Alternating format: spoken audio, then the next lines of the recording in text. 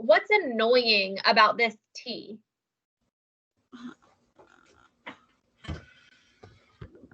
It's kind of in a place that's annoying. Where is it right now? At the denominator? Yeah, exactly, in the denominator. So it would be really nice if we could get this t in the numerator. So when something's in the denominator, that means it's dividing the thing on top. So what's the opposite of dividing, Ruby? Multiply. Perfect. So let's multiply by t on each side so that it's less annoying. So cross out these t's. And then we end up with, I'm going to drop my units for a minute. 125t equals 500. Very good. Thank you, Ruby. Okay. Jakeem, are you here? Okay, yeah. Jakeem? Stephanie? Okay, Iban? Iban, I know that you were here. Uh-huh. All right, how do I solve the rest of this? How do I get t by itself? Divide. Yeah, divide by what?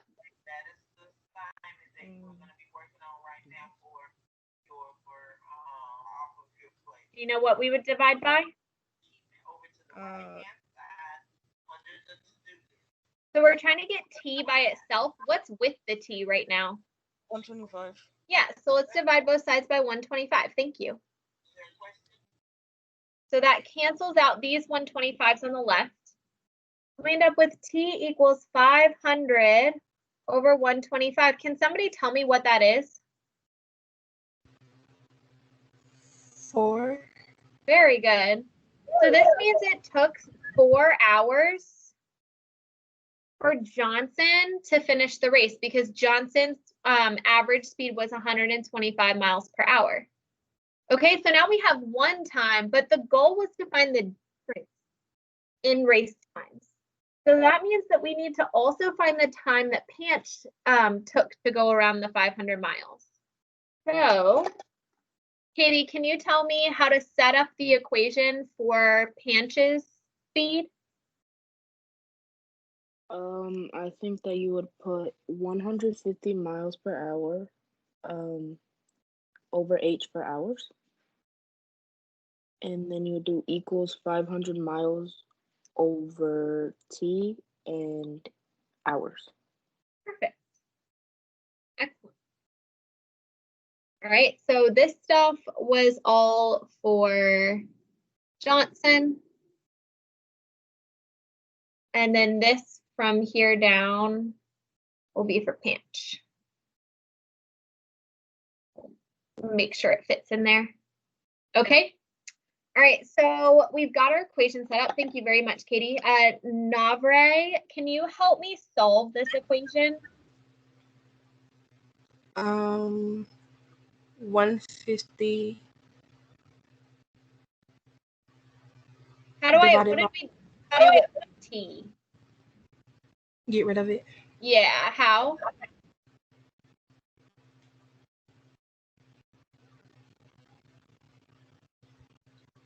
So up here, it was in the denominator. So what did we do to get rid of it? Divide. So it's in the denominator, it is already dividing. So the opposite of dividing is? Multiplication. Perfect. Thank you very much, Navre. Okay, so we're multiplying by t on both sides. That cancels it out on the right-hand side and leaves us with, and I'm going to drop the units at this point, 150t equals 500. Now, is Zulabet here? Monica? Rashani? Yeah. Can you tell me how to isolate this t totally? What's the next step? I can't see. It's something in the way.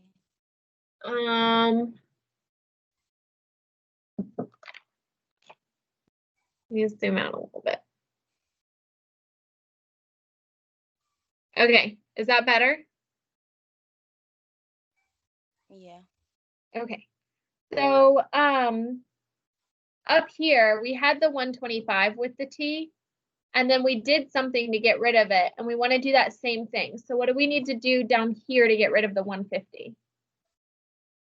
Divide it Yeah, by 150 on both sides. perfect. Thank you very much, Rashani.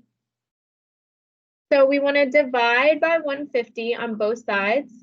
And then can somebody tell me what 500 divided by 150 is?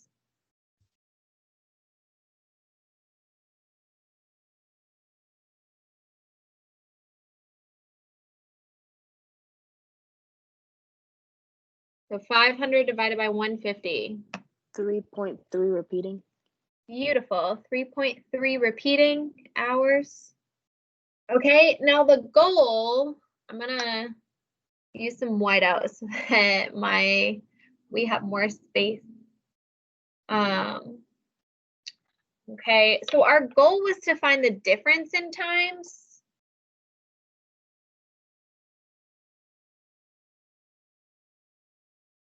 So how could we find the difference in time?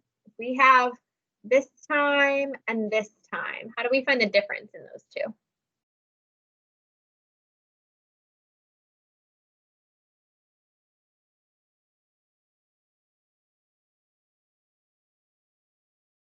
All right, let's see. Jonathan, are you here? Henry, Yes. how do you find the difference in 2 times?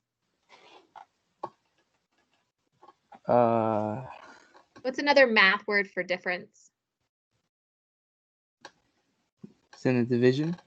Not division. I don't know. A difference is subtraction. So which one do you think we're going to subtract? Oh, well, I wasn't really listening right now because I had to help my little sister. Okay, Yeah. well, you know how to subtract, right? Yeah, but what? So we have, it asks us to find the difference in race times. Okay. So we have, we calculated this time right here and this time right there. What's the difference in those 2 times? It took Johnson longer than Punch. Yes, but how do we find the difference in those 2 times? How do we, I'm sorry? Subtract one another? Yes, so do I do 4 minus 3.3 or 3.3 minus 4? 4 minus 3.3. Because otherwise we would get a negative value and that's not very helpful. And when we subtract 4 minus 3.3, what do we get, Henry? Okay. We get 0.7. Yeah. So it took 0.7 hours. It took, let's see, it took Pinch 0.7 hours less than it did Johnson to finish. Okay. All right. So that's the difference. And that's what it was asking for A. So this is the total, this is the answer that part A was asking you to get to. I'm going to do this ugly little thing around it. Okay, so part B is going to give you some different times and speeds. And I want you guys to do part B on your own. Okay, that's going to be your homework.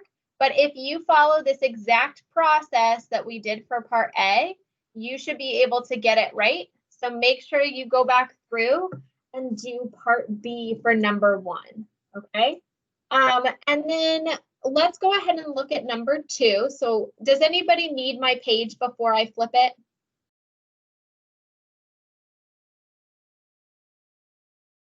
Okay, I'm going to assume that's a no and I'm going to flip it. Okay, so it says complete the table to display sample pairs of average speed race time values for a completion of a 500-mile race. So right here in this table, it's asking you to basically do exactly what we did up here, but with all of these numbers. Okay, so 125 we've already done. Okay, it was up there. 150 we've already done. And let's see, I think those are the only two. So you can fill in those already with the 4 and the 3.3 hours that we did in part 1A. And then you'll need to go back through and do those calculations for 50, 75, 100, 175, and 200. And then you'll want to plot those points on the graph. So what I'm going to do, let me move this little guy. So we have average speed and race time. Okay, that's what our chart is.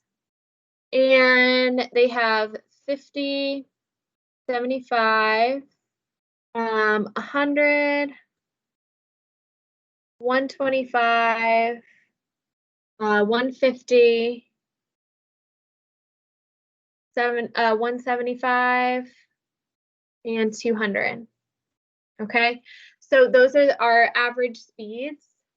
I should have put those lower. Whoops. And it wants us to calculate the race times. So we have it for, let's see, for 125, the race time was 4 hours. And I think it was for 150, our race time was 3.3 hours. Okay, so you'll fill in the rest of that chart. And then when you plot, so it has a graph. Okay, and it goes all the way to 10. So 2, 4, 6, 8, 10. And then this is time. And then it has average speed along the bottom. And it goes 50, 100, 150, 200, 250. When it asks you to plot these points, so we have average speed is 125. So 125 is going to be halfway between 100 and 150. And then the race time is 4. So you're going to go up 4 units and put a point right there. Okay. Similarly with 150, you'll go right 150 till you hit that speed. And then you'll go up to like a little more than 3 so that you have 3.3 right there. Okay. So you'll calculate all of these race times and then you'll plot them on this graph and see what happens. Okay.